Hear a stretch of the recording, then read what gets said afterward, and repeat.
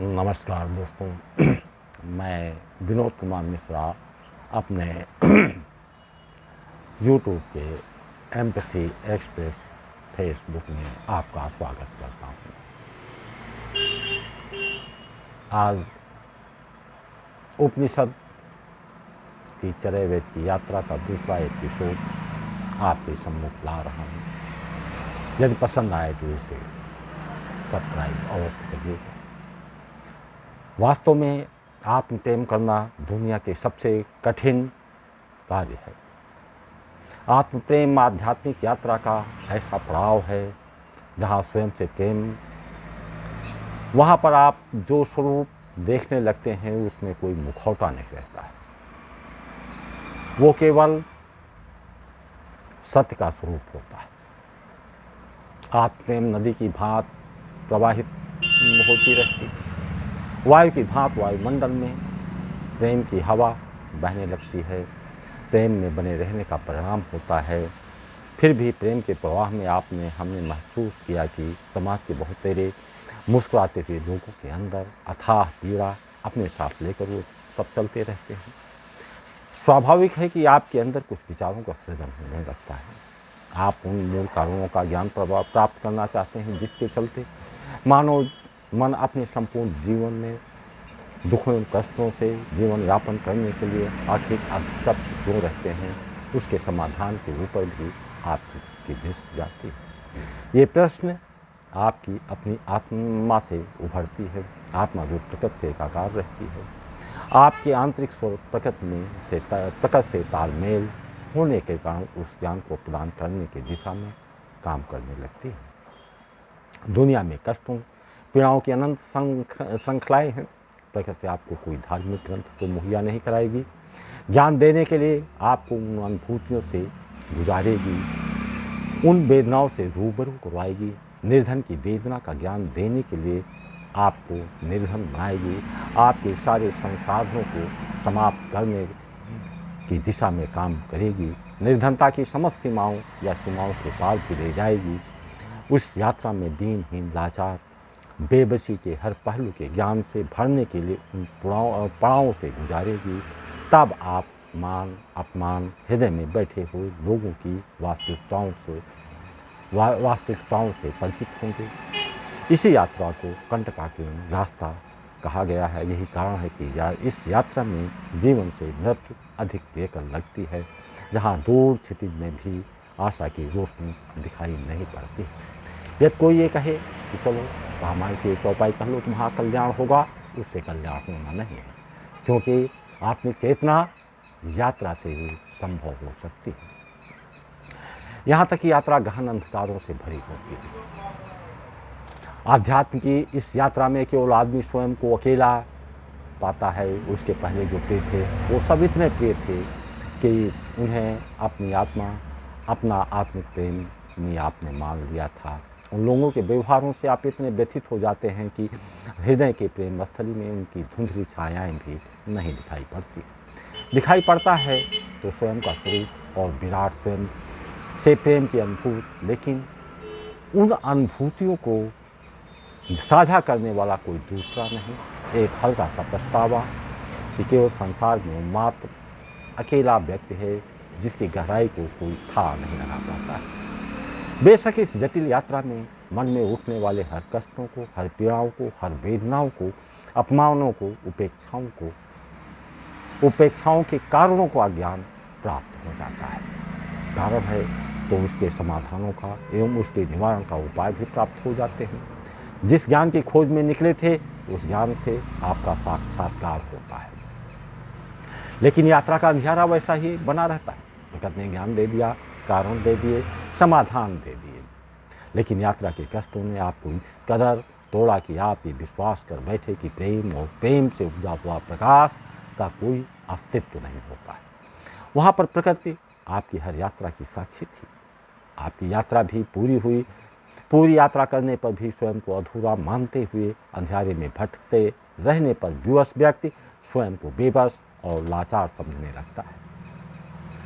लेकिन उसने दुनिया देखी है वही हम सभी अच्छी तरह से जानते हैं कि समाज के साथ रहना है तो दृढ़ और साहसी का आवरण होकर चलना ही पड़ेगा। वैसा किया भी जाता है। यद्यपि आत्मप्रेम की ऐसी यात्राएं पीड़ादायक थी, फिर भी आप स्वतंत्र होते गए, बंधन टूटते गए, आकाश में उड़ते गए। सांसारिक बंधन भाव बंधन से बदलकर कर्म बंधन में रूपांतरित हो जाता है। अब यात्रा अंधकार से प्रकाश की ओर प्रारंभ होना स्वाभाविक है। ऐसा तो नहीं कि दुनिया में किसी व्यक्ति के प्रति कोई आत्मिक प्रेमी न हो। यात्रा के दौरान आपका हृदय वीरान हो जाता है। प्रकृति आपको प्रकाश की ओर ले चलने के लिए तत्पर रहती है। ऐसी तत्परता प्रकट दिखाई पड़ेगी जब इस दौरान आपका विश्वास होता है, धार्य अंतिम सांसें ले रहा होता है, मृत्यु से साक्षात्कार हो जाता है। उस समय उस अंधकार में प्रकाश छेद कर प्रवेश कर जाते हैं। ये दूसरे शब्दों में कहें कि वर्तमान जीवन के यथार्थ का ज्ञान भी प्राप्त हो जाता है, सभी सत्यों का प्रकटन भी हो जाता है। आप ना तो बंधन में बंधे हैं, ना लालसाओं में बंधे हैं, लेकिन आत्मिक यात्रा आपके पिछले जन्मों से भी चली आ रही होती है। उस काल में कुछ बंधन बाकी होंगे, कुछ सत्य शेष रहे होंगे। ऐसे में आपके भीतर प्रेम का एहसास, जिसे आप आत्मिक प्रेमी का नाम देते हैं, आत्मिक क्रांति की यात्रा में सभी आत्मा से जुड़े हुए सत्यों को प्रकट करती है, अपने आत्मिक प्रेमी के सम्मुख खड़ा कर देती है, आपके सम्मुख सत्य का प्रकरण कराती है। आत्मिक प्रेमी तो आपके साथ आत्मा से जुड़ी रहती है। आत्मा तो सत्य का स्वरूप है। सत्य है तो उस आत्मा के अंदर एक दिव्य प्रकाश भी है। सत्य और प्रकाश में केवल सत्य का स्वरूप ही दिखाई पड़ता है। जब आत्मिक प्रेमी के सामने होंगे, उस समय यदि यात्रा आनंददायक होगी तो आपके अंदर से हर्ष का प्रकटन उस आत्मिक प्रेमी के सम्मुख अवश्य होगा। आपके अंदर आश्चर्य होगा कि जिसे देखकर उसने अपने अंदर के आनंद को क्यों छिपा नहीं पाया। यदि यात्रा में विषादों से, आंसुओं से आपका नाता रहा है तो आत्मिक प्रेमी के सम्मुख होते ही आपकी आंखों से आंसुओं की धारा फूट पड़ेगी। कारण है कि उसकी आत्मा के सम्मुख आप अपना वास्तविक स्वरूप ही दिखा सकते हैं। वहाँ पर कोई मुखौटा नहीं हो सकता है। वास्तविक स्वरूप प्रकट होने पर ही आत्म प्रेमी गहराई से आपकी उपस्थिति का एहसास कर सकता है। बेशक ये घटना उस यात्री के साथ आश्चर्यजनक होगी। कारण है कि आपने कैसे कैसे अपने अहंकार की मृत्यु देखी है। उस मृत्यु में आपको कितनी वेदना मिली थी, कैसे आपका ज्ञान बह गया था, सब कुछ आपसे छिन गया। वो सारी वेदनाएं, वो टूटते हुए हृदय की वेदना का प्रकटन उस अपरिचित के सम्मुख कैसे प्रकट हो गया। ये स्थिति असमंजस में डाल देती है। आप जब एकांत में हुए, विचार किया, क्या आप इतना टूट गए हैं, इतना बिखर गए हैं कि अपरिचित के सम्मुख अपनी वेदना को नहीं छिपा पाए, अपने ही सामर्थ्य पर संशय करने लगते हैं।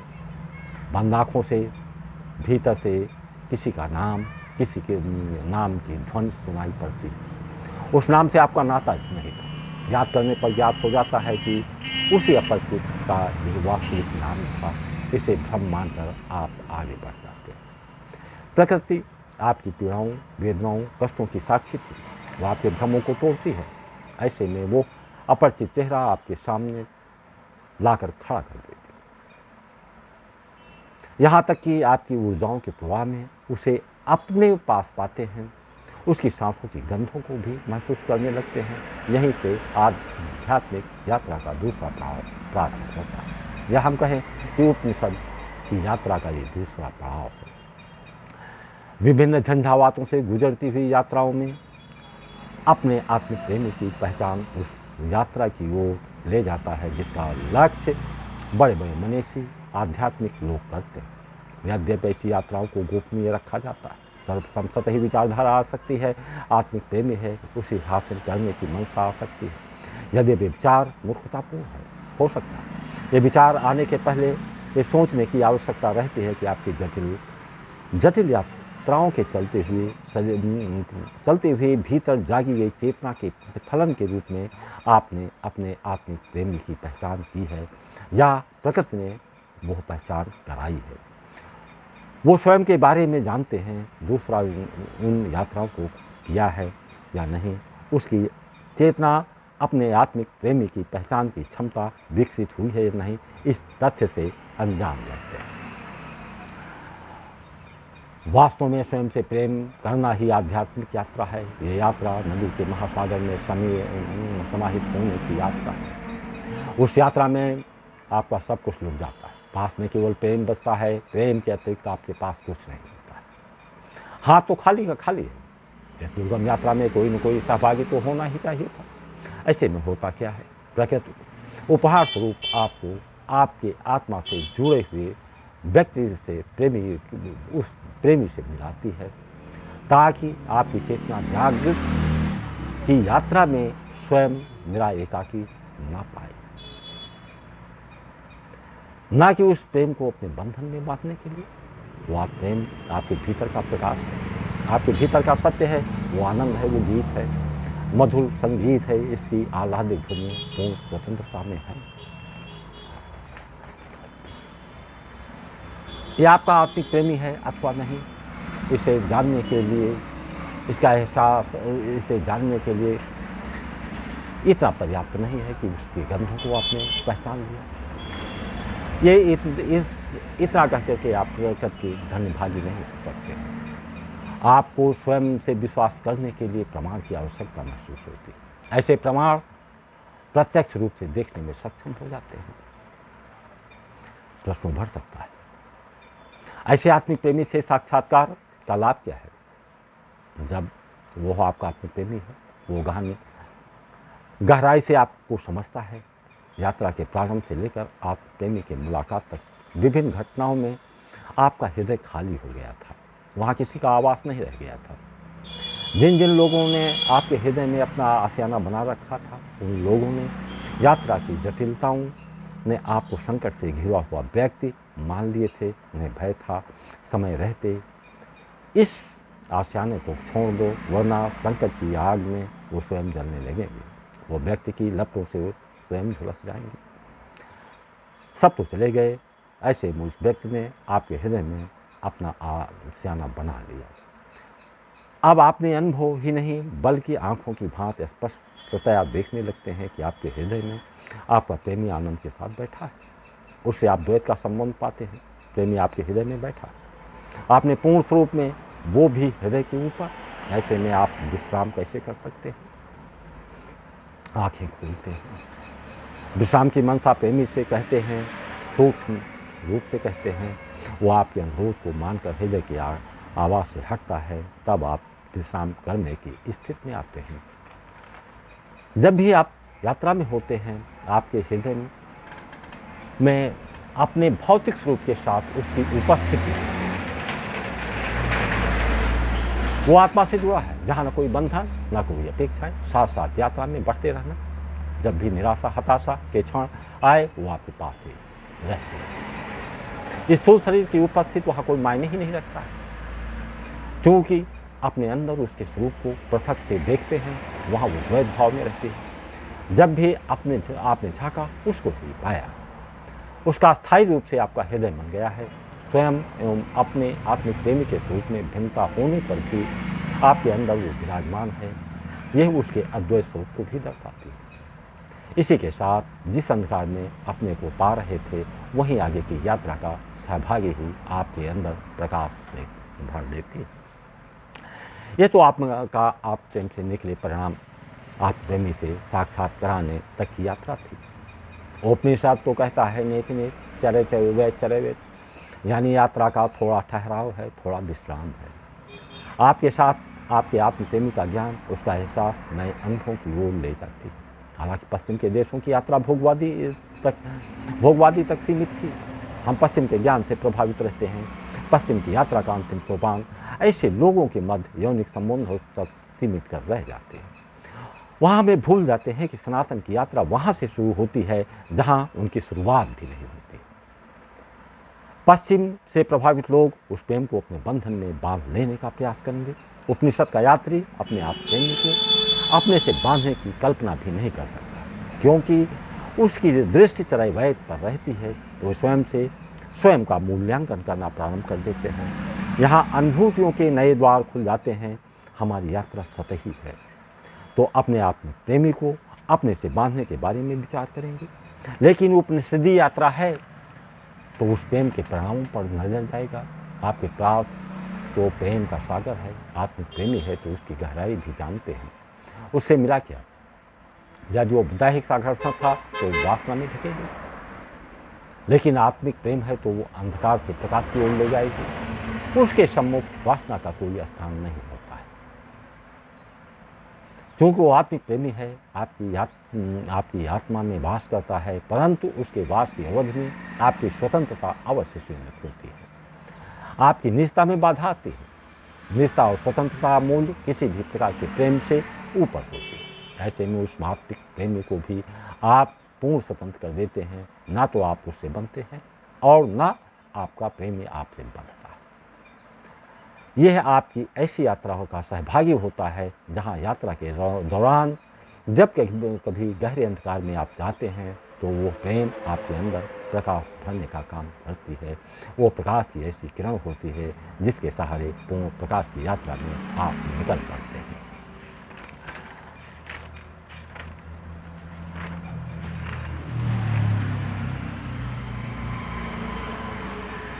अब आप प्रेमी के बाद यात्रा कैसे आगे बढ़ेगी, इस पर हम थोड़ा सा विचार करेंगे। जय हिंद।